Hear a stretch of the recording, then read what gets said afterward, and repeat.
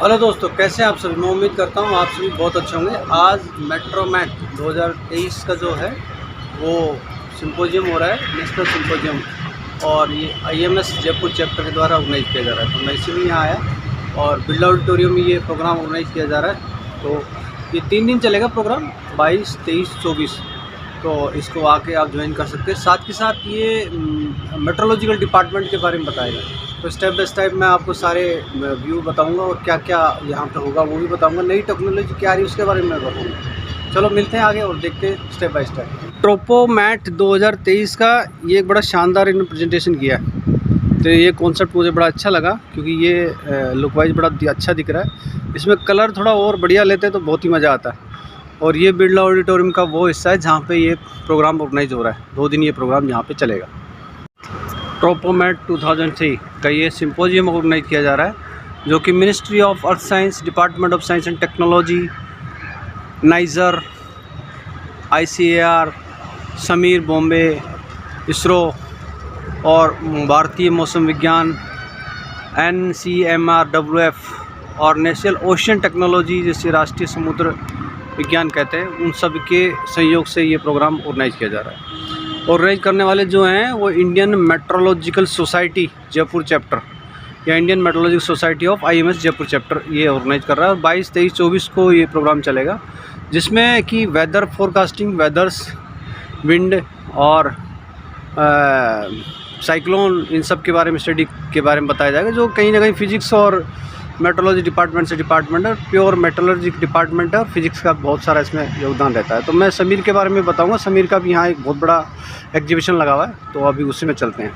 बताया था आपको कि समीर जो कि बॉम्बे बेस्ड संस्था है और जो IIT बॉम्बे के द्वारा ऑर्गेनाइज की जाती है, तो ये प्रोग्राम वहीं से बन रहा है। ये वेदर्स वगैरह और जो नए माइक्रोवेव्स के जो डिवाइसेज हैं उनके बारे में बताता है आपका। तो मैं आपको अभी इसके बारे में बात करूँगा और फिर बताऊँगा। Hello. Yeah, we are from Sameer, Mumbai. Sameer is a Society for Applied Microelectronics Engineering and Research. Right. We are in the research and development under the Ministry of Electronics and Communication, Okay. MIT. Yeah. Then in this year, we are here today to showcase our atmospheric instrumentation that has been developed in Sameer since last 30 years. But Sameer is also developed the radar system or radar Yes, radar technology. system, radar technology. So radar which are the related to weather? Atmospheric probing. This is not like that the in ISRO, like that the in No, radar is a radar only. Radar, there are many applications, like defense, this is a separate application. Okay. In atmosphere, we are probing to get the information like wind velocity, wind direction in the atmosphere, like up to 10 kilometer, up to 15 kilometer, Okay. or ionospheric studies up to 100 kilometer also. So your office will be separate in the from the IIT Bombay? Yeah. This is separate inside IIT. Placed inside IIT. But it is under Ministry of Electronics and Communication, MIT. Okay. Right. So this is our booklet which is showcasing So they all are the working developments. about the only scientists. Scientists. Yeah. Yeah, Scientists. scientists. The We project actually, will be assigned by the government. not only government, user agency also assigned, like MOES, IMD, they also assigned us. Some foreigner society, some foreigner. No, it is for indigenous development. It is for the Why indigenous we development. just don't focus on the Indian technology? Yeah, we can do because There's some secret. Yeah. Government has initiative for Mandate making is to India, serve so we government have actually. serve government, Or make But in we India. contribute our technology to other countries so that we can earn the we are money. developing. We are developing going for indigenous, in that indigenous direction development. actually. In future we may export our products. Okay, so that our product will be Yes, purchased by. That is right the now aim. we are focusing to Indigenous stop the development. import. Okay. Yeah, to stop the import, use the indigenous developed radars. Wait. Technology के बारे में बोलिए। Radar के बारे में I'll बोलिए। tell you about the atmospheric radar technology. हाँ। So this is a technology which is used for probing of the atmosphere. अच्छा, what is your post in the Sameer? We are scientists and head of the division, Okay. meteorological systems division. But there is a number of the departments, different departments, 5 departments are there all over India. all over India. All over India, 5 departments. There is some other office in from the Bombay Centers are there actually. Different centers. We have got 5 centers across the India. across India. Where? Mumbai, Chennai, Calcutta, Vizag, and then Guwahati. Then Guwahati. Yeah. Right. We बहुत धन्यवाद। Thank you. Also like medical electronics, EMIMC, Yeah. strategic applications. What is in medical electronics? Medical electronics, we are developing MRI machine Ah. and the cancer treatment machine. But MRI will be developed by the BARC, Bhabha Atomic Research Center. We are also in There's some part is being done there. The MRI also has so many technologies. in collaboration with Yeah. Okay. Thank you very much. Thank you. Radio Thodolite Wind Profiler radar और phase अरे radar lighting detection network, ये अलग अलग technology दे रखी है और इनके कहाँ यूजेज है वो सारे यूजेज तो चार। तो ये रेडार सिस्टम हो गया, ये digital analysed NS radar system, ST radar, KV band, colour radar. तो यही टेक्नोलॉजी कहीं ना कहीं मेडिकल में, वेदर फोरकास्टिंग में सब में काम आती है। फिर GPS probe, balloon radar, micro radio meter, ये डिफरेंट टेक्नोलॉजी यहाँ पे यूज़ की जाती है। They're just spending some time.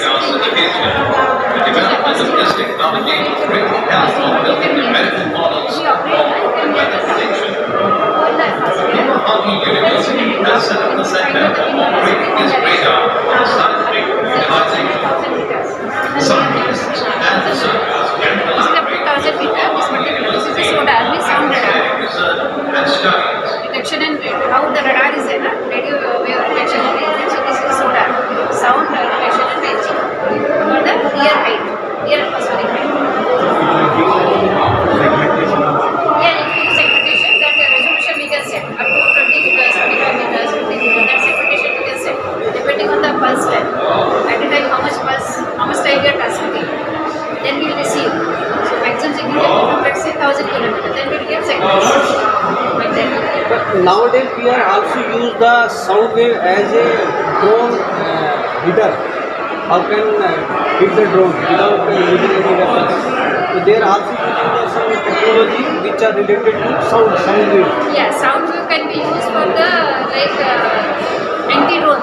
Anti-drone. Anti-drone, yeah. Anti-drone. That purpose is the people are working. You are developed that? No, America. this we are doing for the near atmospheric study. Okay. The near height of the Earth. Direction of the wind blowing. So if this kind of equipment would have been there, we could have actually reduced the damage. हाँ, same technology जैसे जानवर animals में use करते हैं, वो sound को पहचान लेते हैं और वो सेफ हो जाते हैं। काफ़ी है एंड जैसे आपका सैटेलाइट टेक ऑफ वगैरह के लिए तो ग्राउंड लेवल का जो विंड डायरेक्शन, विंड वेलोसिटी का डेटा है very important. So this kind of equipment actually even ISRO is procuring and using this for satellite launching.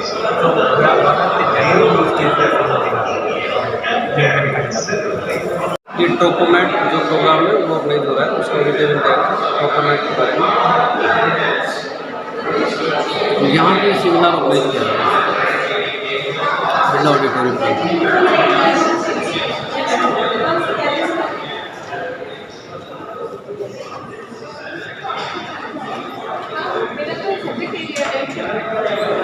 ये देख पार्टी ऑडिटोरियम का हाल है, उसके बारे में बताया। अर्थ साइंस ने भी अपनी स्टॉल लगाई है कि कहाँ पर भूकंप और वेदर की कंडीशंस खराब होती हैं वो सब बताने के लिए। Ministry of information earth science, ministry of earth science.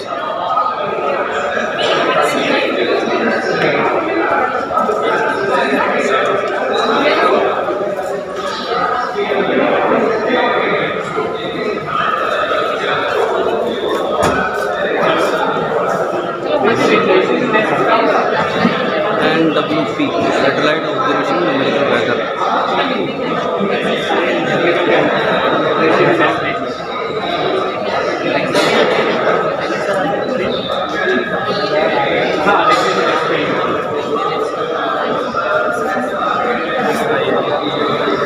Delhi weather private forecaster company है स्काई वेदर। बेसिकली हमारा कहाँ की बेस्ड है ये? ये बेसिकली नोएडा बेस्ड है, हमारा जो कॉर्पोरेट ऑफिस है वो नोएडा में है। ओके। एंड और ये किस पे काम करता है? हाँ। मुंबई में हमारा ऑफिस है, हमारा पुणे में R&D सेंटर है, बहुत इवन हमारा एक फैक्ट्री बेसिकली पुणे में, Product के लिए। क्योंकि हम लोग वेदर स्टेशंस लगाते हैं। अच्छा। जो बेसिकली आपके एयर वेदर टेम्परेचर, में क्या क्या चीज़ नापते हो आप? हम लोग वेदर के अंदर air temperature, relative humidity, rain, wind speed, wind direction ये मेजर करते हैं। अच्छा। अपार्ट फ्रॉम दैट हम फोरकास्टिंग करते फिर हैं। पोल्यूशन कंट्रोल जो बोर्ड लगाता है आपका स्टेशन, उसमें आप पॉल्यूशन कंट्रोल बोर्ड वाले जो स्टेशंस लगाते हैं वो बेसिकली लाइक गवर्नमेंट अपने सिस्टम से लगाती है। अच्छा। जैसे प्राइवेट वेदर फोरकास्टर हमारा अपना स्टेशन बेस्ड है। पोल्यूशन कंट्रोल बोर्ड नहीं, pollution control board- या दिस वेदर। नहीं, ये वेदर वाले रहते हैं। Weather इसमें वाले। क्या रहता है, अगर AQI के सेंसर आप लगा देंगे ना एयर क्वालिटी मॉनिटरिंग के, हाँ। तो ये वेदर स्टेशन कम AQI सेंसर के बेसिस पे काम करेगा। अच्छा। लाइक आपको ये वेदर की मतलब रीडिंग आप देगा ही देगा। कमीशन करके, हाँ नहीं कोई दिक्कत, हाँ जी। कमीशन करके आप गवर्नमेंट को हैंड ओवर कर देते हैं।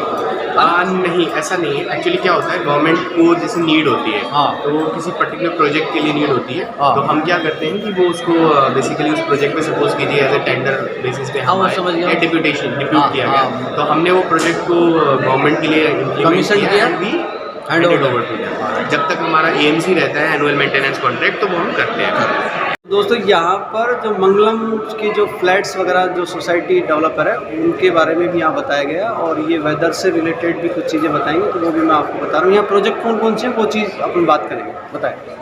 अभी अपने प्रोजेक्ट्स जो है वो मानसरोवर, टोको, अजमेर और राजपाल में अवेलेबल है अभी। अच्छा, और फ्लैट्स की मतलब किस तरह के टाइप्स बताएं।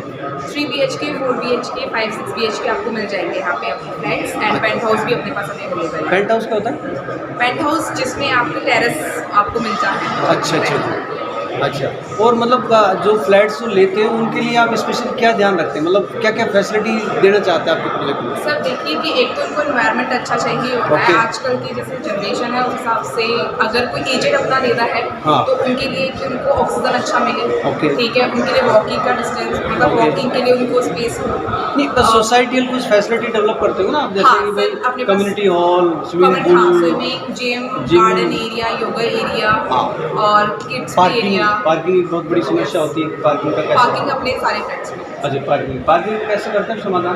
सर दोनों स्टील पार्किंग भी है एंड और बेसमेंट पार्किंग भी अपने पास है। अच्छा, बेसमेंट में डेवलप कर लेते हो, या फिर वो फ्लैट्स को एक 1 BHK उठा के और फिर आप नीचे वाले को पार्किंग में नहीं नहीं सर, अपना स्टील भी रहेगा। अच्छा। कि फर्स्ट फ्लोर से स्टार्टिंग है और जो नीचे है ग्राउंड फ्लोर पर हाँ। पार्किंग, और नहीं तो बेसमेंट। ठीक है, thank you very much, thank you. एक सर्विस है जो कि personal security, indoor quality management, process monitoring और इन सब पे काम करती है। तो अल्फाटेक ने कुछ प्रोडक्ट्स डेवलप किए हैं, देखते हैं क्या क्या प्रोडक्ट है। एक तो है स्कैनिंग मोबिलिटी पार्टिकल्स सीजर्स, और एक पोर्टेबल एरोसेल स्पेक्ट्रोमीटर, तो ये डस्ट को आइडेंटिफाई करता है। हमने सब उसमें बहुत पढ़े, environmental dust monitoring, TSP, PM10, PM2.5, PM1, TC, counts, nano, metro, gas, patch, तो इस तरह की बहुत सारी चीज़ें बार बार काम में आती हैं अपने, और इन्वायरमेंट को डिटेक्ट करने के लिए ये। तो दोस्तों मैं अभी आपको बता रहा था कि अल्फाटेक की है टेक्नोलॉजी जो, और ये हाँ जो मॉनिटरिंग, जो इन्वायरमेंटल मॉनिटरिंग पैरामीटर्स जो हम बहुत सारे पढ़ते हैं नेट के एग्ज़ाम में, तो उनके बारे में बहुत सारा कन्फ्यूजन रहता है। हालांकि मुझे भी रहा है, वो उस समय निकल गया एग्ज़ाम, तो अभी पूछते हैं सर से कि क्या रहता है, बताएं सर। देखिए, जो हवा में डस्ट पार्टिकल होते हैं उसको मेजर करने के बहुत से अलग अलग तरीके हैं। हाँ, कुछ पुराने मेथड्स हैं, कुछ नए मेथड्स हैं। सबसे पुराना जो कन्वेंशन मेथड था वो हाई वॉल्यूम सैम्पलिंग होता था, जहाँ और पर आप गवर्नमेंट ने भी कुछ डिसाइड किया होगा भाई ये वाली टेक्नोलॉजी अपनी ये लेंगे, इसको PM5 हाँ जी। बोलेंगे, इसको PM2.5, इसको PM10, इसको PM1। हाँ, ये क्लासिफिकेशन जो आया है this is basically from USEP, okay. United states environment protection agency जो है, हाँ। वो ये लोग तो खैर दिल्ली में रहते हैं, एक गैस चैम्बर कहा जाता है उसको। तो मुझे मालूम है वहाँ पर पार्टिकल कॉन्सेंट्रेशन की प्रॉब्लम बहुत बड़ी है, और हम लोगों ने अपने इंस्ट्रूमेंट से मॉनिटरिंग किया तो मतलब I was surprise to see the figures. PM10 हमारा 1000 के आसपास। पर इसमें आपको मैं बात को काटना चाहूँगा जी।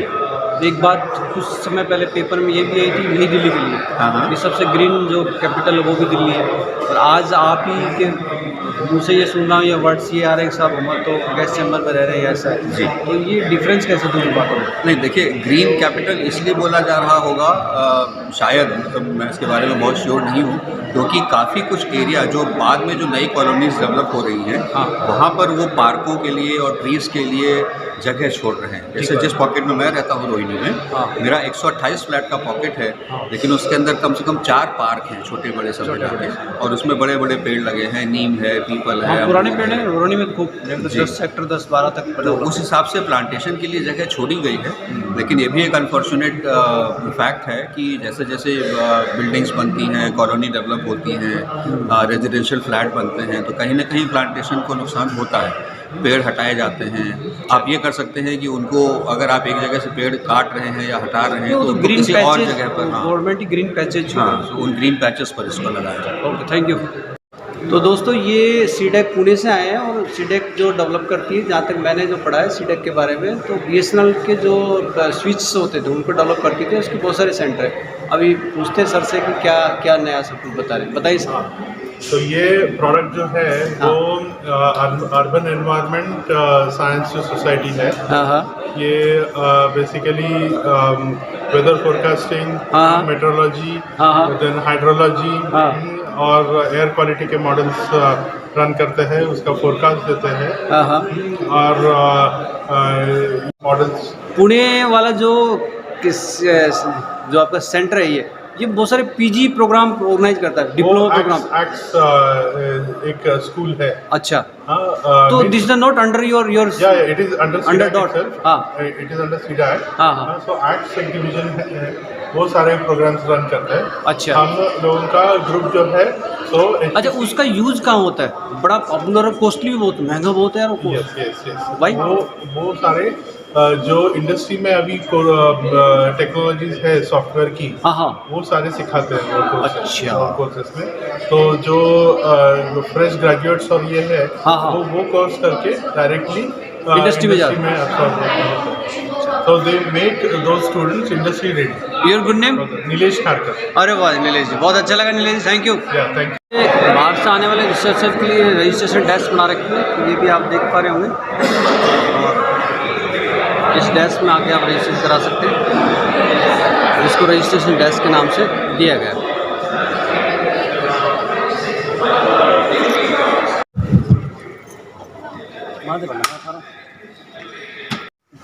Welcome to the annual conference of DropNet 2023. As you are aware that Indian Meteorological Society is hosting this event in collaboration with the Jaipur chapter, Birla Institute of Technology, MESRA, and Birla Institute of Scientific Research Day. I am extremely sorry that I could not make it to attend this important symposium due to other personal tasks here. The theme of the conference, focusing on weather and climate services in the arid region during the period of climate change, is of utmost importance. It is well accepted fact that possible consequences of the global warming and climate change are spreading to all spheres of life. Many vital sectors like agriculture, water, energy, power, disaster risk reduction, health, and more will be under stress.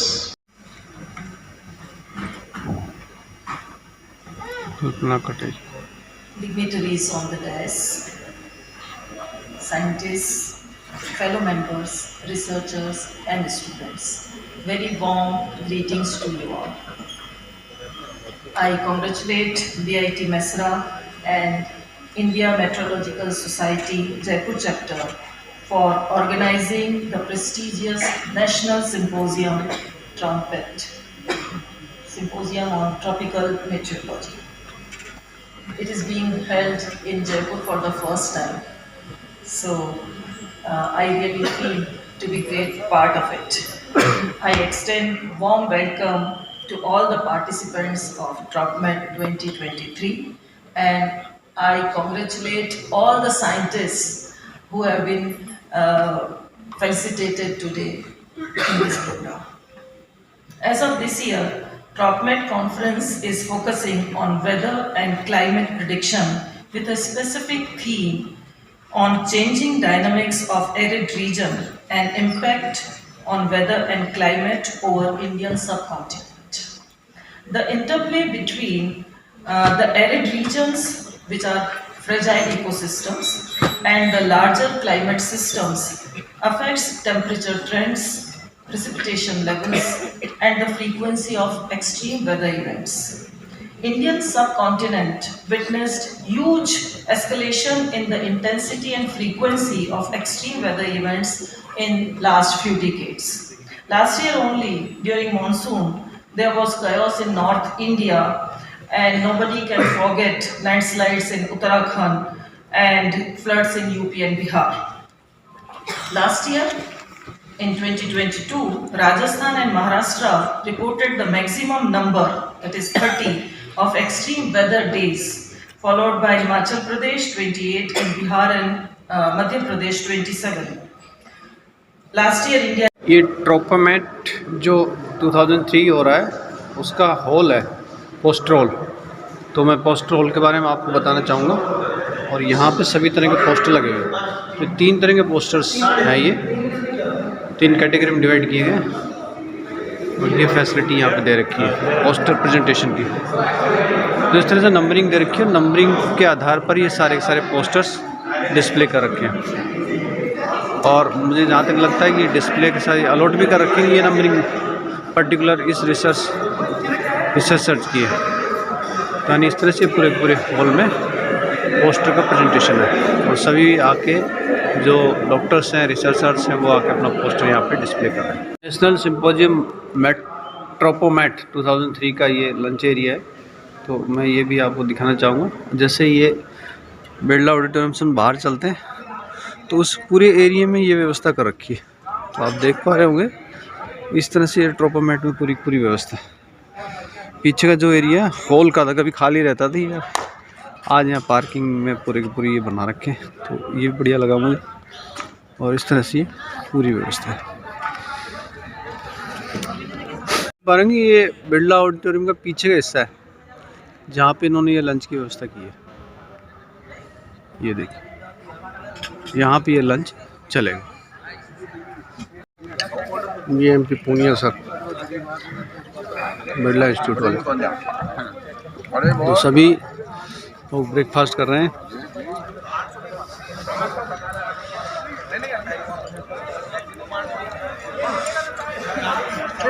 देखिए नए जो students हैं बाहर से, वो सभी